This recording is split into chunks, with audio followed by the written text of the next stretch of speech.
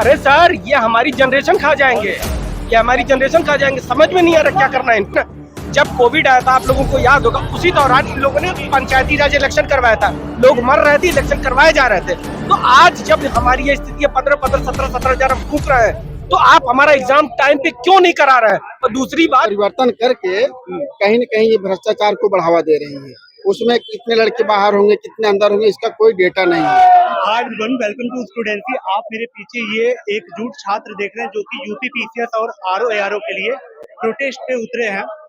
इनकी कुछ मांग है, इनकी क्या ओपिनियन है इस एग्जाम को लेके, साथ ही आयोग का जो नोटिस आया था उसको लेके इनके अंदर जो आक्रोश है उससे रिलेटेड बातचीत करेंगे कि इनकी आगे की प्लानिंग रणनीति क्या होने वाली है, साथ ही आयोग से क्या डिमांड करते हैं। मतलब हम लोग यहाँ जो इन्होंने मतलब बिना पहले जब सचिव जी बाहर आए थे, उन्होंने कहा था हम छात्रों की भावनाओं का सम्मान करेंगे और हम आपके मतलब पक्ष में ही रहेंगे, लेकिन उन्होंने बिना किसी उसके दो दिवस का नोटिस जारी कर दिया, 7 और 8 तारीख का, और जिसमें नॉर्मलाइजेशन होना निश्चित है। और नॉर्मलाइजेशन बहुत ही अतार्किक प्रक्रिया है और हम उसका विरोध करने के लिए 11 नवंबर को 11 बजे आयोग के गेट का घेराव करेंगे।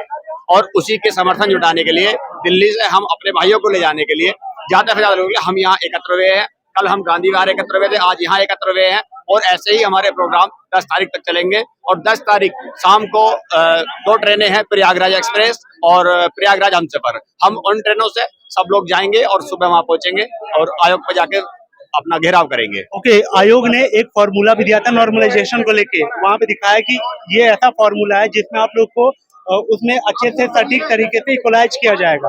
उनका तो मानना ये था, तो उस पर आप क्या कहना चाहिए? इस तरह के फार्मूले जो मतलब मानविकी के विषय होते हैं उनमें काम नहीं करता है। साइंस के विषयों में ये अच्छा, हाँ, जहाँ मानविकी के विषय होते हैं वहाँ आप नहीं कर सकते। आप कैसे बताओगे कि पानीपत का युद्ध या हल्दी घाटी का युद्ध कौन सा आसान है, कौन सा कठिन है?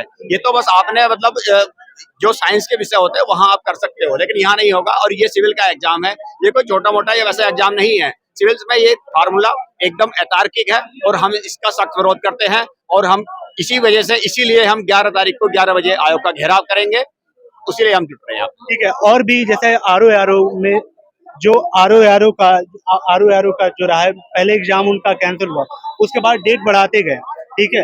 तो आयोग के लिए आपकी तरफ से क्या डायरेक्ट सुझाव है कि आप क्या चाहते हैं आयोग से? आयोग होता है छात्रों के हित के लिए। आयोग ने केवल छात्रों को गुमराह किया है। पहले कहा कि एग्जाम हम जुलाई में कराएंगे, 6 महीने के अंदर कराएंगे, फिर एग्जाम को उसने दिसंबर में कराया है। तो पहले कहा था कि हम जो पिछला आंदोलन किया 23 अक्टूबर को, तो सचिव साहब आए तो उन्होंने कहा छात्रों की भावनाओं का ख्याल रखा जाएगा और हम पूरे प्रदेश से सेंटर को देखेंगे। और उन्होंने सेंटर को हटा के 41 जिले में कर दिया है।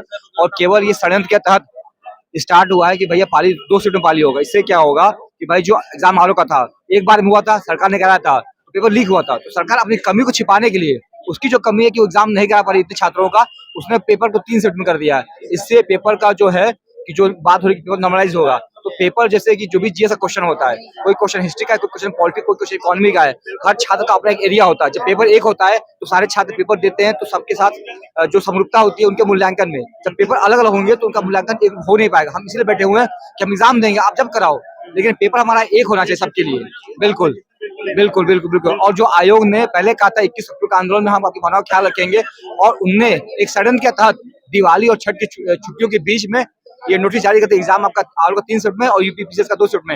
ये बिल्कुल गलत है। और सुप्रीम कोर्ट का निर्णय जो कि कल ही आया था कि एग्जाम जब आपने बिल्कुल आपने नोटिस निकाल दिया है, आपने विज्ञप्ति जारी कर दी है, उसके बाद जब खेल शुरू हो गया, फॉर्म भर चुका है, उसके बाद सब नियम चेंज नहीं कर सकते हैं। तो हमारा सबसे बड़ा आधार है संवैधानिक आधार।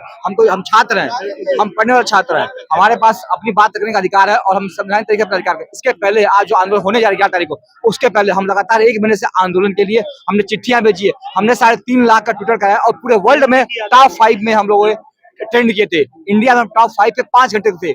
इस सरकार के कारण जो नहीं रह रही, अब हमारा अंतिम विकल्प है, हमको आयोग के गेट पे आना है। हम तब तक नहीं हटेंगे जब तक आयोग हमारे पक्ष में नोटिस नहीं जारी करती है। बिल्कुल। और ये जो कोर्ट का रहा फैसला कि आप ड्यूरिंग एग्जाम के टाइम पे आप अपने पैटर्न को चेंज नहीं कर सकते, ये आप इस फैसलों को किस तरीके से देख रहे हैं? बिल्कुल, देखिए, पहली बात तो ये जो पूरी प्रक्रिया अपनाई जा रही है, पहली बात तो सबसे बड़ी चीज जो हम लोगों का इतना लॉस हो रहा है, 15-15 हम लोग किसान परिवार के बच्चे हैं, ठीक है ना।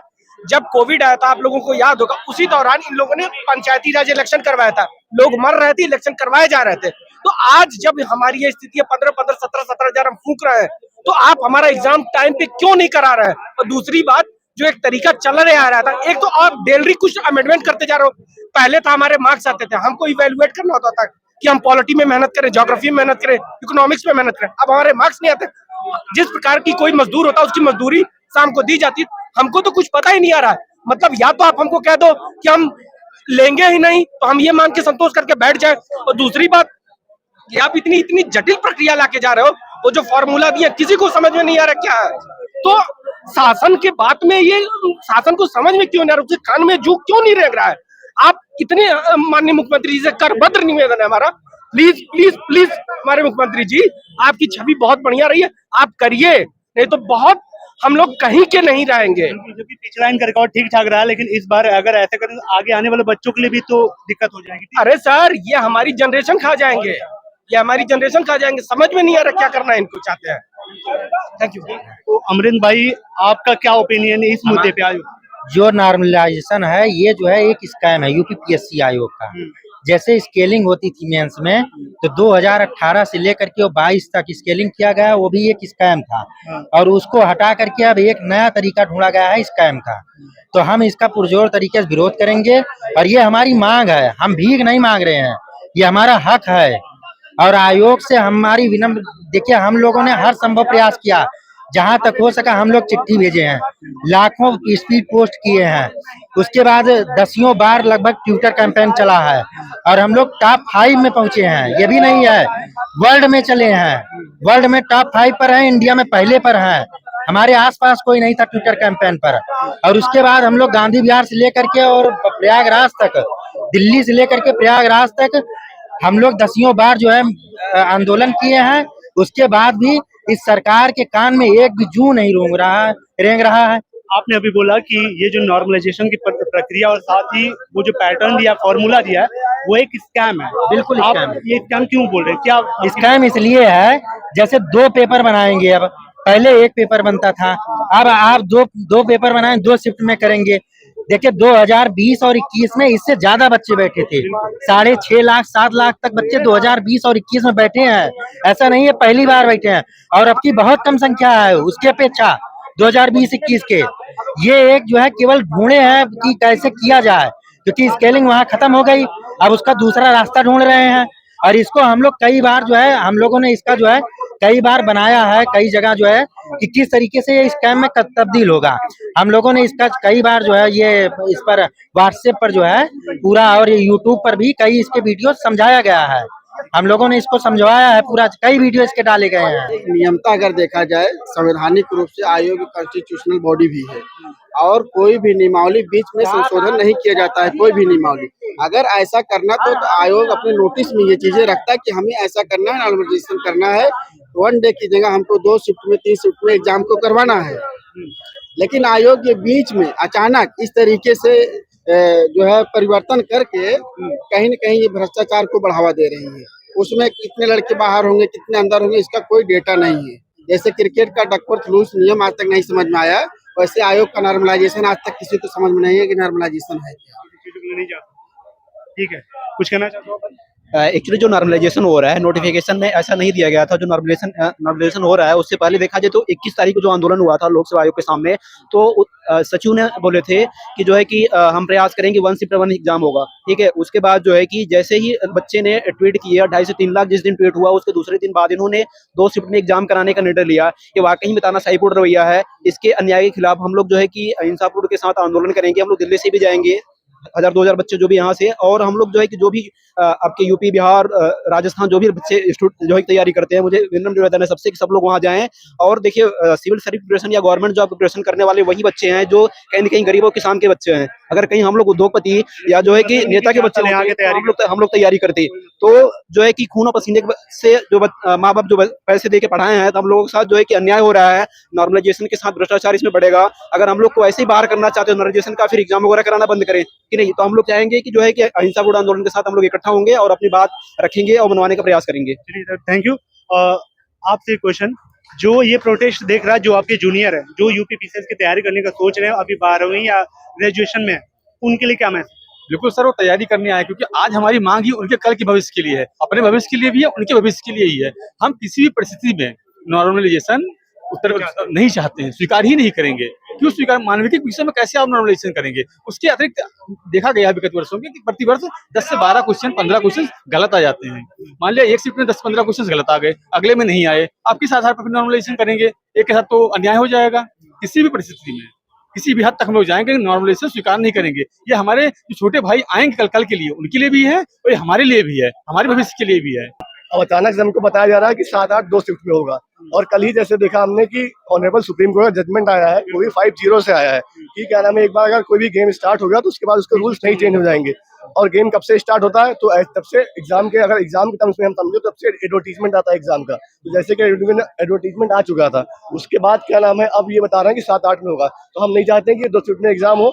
इनकेस इवन एग्जाम हो भी जाता है तो हमको पता है इतने लिटिगेशन होंगे जिसकी वैकेंसी कभी क्लियर नहीं हो पाएगी। तो इसलिए नहीं चाहते हैं कि इस एग्जाम को जब भी कराए वो एक शिफ्ट में कराए बस। और हम भी सरकार से, आयोग से चाहते हैं कि क्या हर छोटी छोटी चीजों के लिए हमको प्रोटेस्ट ही करना पड़ेगा? हमारा टाइम वेस्ट होता है। अब अगर मान लीजिए 7-8 को एग्जाम है, हम अपना सब कुछ छोड़ के यहाँ पे हम लोग प्रोटेस्ट करने आए हैं, तो ऐसा क्यों हो रहा है कि हर एक बात के लिए हमको प्रोटेस्ट करना पड़ता है? जब हमने आपको 2.5 लाख ट्वीट करवा दिए, हमने आपको मेल करवा दी, हमने आपको लेटर दे दिया, उसके बाद अब और क्या बचा है बताइए? हर चीज के लिए प्रोटेस्ट ही करना पड़ेगा। 2018, 19, 20, 21 जितने भी साल हो, जब भी फाइनल आंसर की आई है, हर साल अगर दोनों जीएस और सीसैट का पेपर मिला दें, कम से कम 20 से 30 क्वेश्चन गलत रहते हैं और पता ही नहीं चलता कि कैसे मार्क्स बनाया, क्या बनाया, कुछ क्लैरिटी नहीं है। सब मतलब अंदर ही अंदर क्या चल रहा है कुछ भी नहीं पता है। अभी 2023 में पता नहीं कौन सी फाइनल आंसर की है, किस पे नंबर बता दिए सबके, और अभी आप फिर 2024 नॉर्मलाइजेशन कर रहे हो 2 शिफ्ट में, उसमें फिर 2 शिफ्ट में करवाओगे, 30-40 क्वेश्चन गलत हो जाएंगे। क्या नॉर्मलाइजेशन का रूल है, कैसे क्या बनेगा, कुछ नहीं पता है, सब हौच पौच है। सर इससे पहले जो आरओ का 2023 का पेपर था, वो 11 फरवरी को एक शिफ्ट में 11 लाख अभ्यर्थी परीक्षा दे चुके हैं। तो वो वहाँ दिक्कत पेपर लीक की है, तो उस पर एक्शन करना चाहिए, ना कि नॉर्मलाइजेशन ला करके। तो ये आयोग अपनी कमियों को छुपाने के लिए नॉर्मलाइजेशन तकनीक लाया, जो कि एक भ्रष्टाचार का एक खुला मार्ग है। तो ये अभ्यर्थियों के हित में नहीं है। सर हमारे यहाँ जैसे इतने राज्य हैं इंडिया में, और किसी भी स्टेट में नॉर्मलाइजेशन का रूल नहीं, किसी भी स्टेट पीसीएस में। हमारे स्टेट का, यूपी का सबसे प्रतिष्ठित एग्जाम यूपी पीसीएस है। आप उसको मतलब लीक होने से बचाने के लिए 2 शिफ्ट में कर रहे हो, मतलब अपनी कमी छिपाने के लिए आप पूरा नियम बदल दे रहे हो। बच्चों का बिना कोई कंसर्न लिए सब नियम अपने से बना दे रहे हो। बच्चों को एग्जाम देना, एक बार उनको भी कॉन्फिडेंस में लीजिए कि क्या वो चाह रहे हैं। वो यही कह रहे हैं ना, प्रक्रिया सरल होनी चाहिए। ये नहीं कि कह रहे हैं कि पेपर हमारे हिसाब से बनाइए। हम बस प्रक्रिया का बदलने का मतलब कि हमारे कि वो नॉर्मलाइजेशन वाला रूल ना रहे जिसमें कि हर बच्चा फंस जाए। किसी को पता नहीं, किसी के 120 क्वेश्चन सही है फिर भी वो नहीं पास हो रहा है, 110 क्वेश्चन सही वाला इन हो जा रहा है, कुछ भी क्लैरिटी नहीं है।